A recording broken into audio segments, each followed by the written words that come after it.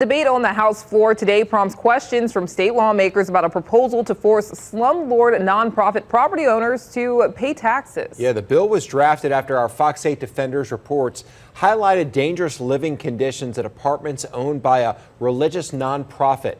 Meg Gatto reports. Members, this is a constitutional amendment designed to go after bad actors in our state. At the Capitol Thursday, State Representative Jason Hughes of New Orleans presented House Bill 46 for debate on the House floor. It's a proposal to change the state constitution to force slumlord nonprofit property owners to pay taxes. We have a couple of bad actors around the state that have been well highlighted by Fox and others, where residents are actually living in conditions of mold, where there are clear holes in the ceiling, water is coming in, and these out-of-state landlords are not doing anything about it. As Hughes mentioned, our Fox 8 Defenders reports exposed what residents call dangerous living conditions at the Willows in New Orleans East, Park Fontaine in Algiers, and the Belmont in Metairie.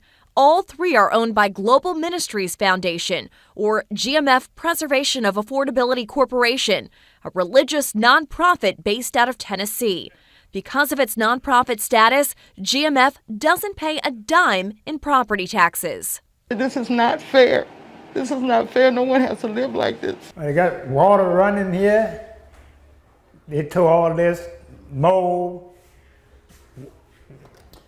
all this water. The bill aims to give the power to a local municipality, like the City Council in New Orleans, to decide if the tax-exempt status of a nonprofit should be pulled if their property is considered a health or safety risk. This debate was the latest step for this bill that's already passed out of two committees, but questions about the nature of the proposal abounded. I do have a concern that politics could come into this, and I have worked tirelessly with every colleague that has come to me with concerns about this bill to put added safeguards to ensure that local governing authorities are not playing political football. My hesitancy here is that it actually targets nonprofits. So when you remove the tax-exempt status of the nonprofit, then who gets the new revenue? Hughes says the local municipality would get the tax revenue, but says there are strict measures in place to make sure a property would only be affected if it's cited by code enforcement for violations and the owners fail to do anything to clean it up. At the end of the debate, Hughes offered this suggestion. And so if any member of this body has concerns, I respect those. I would just ask that you work with me today to try to work through those concerns because this is really about the health and safety of the citizens of Louisiana.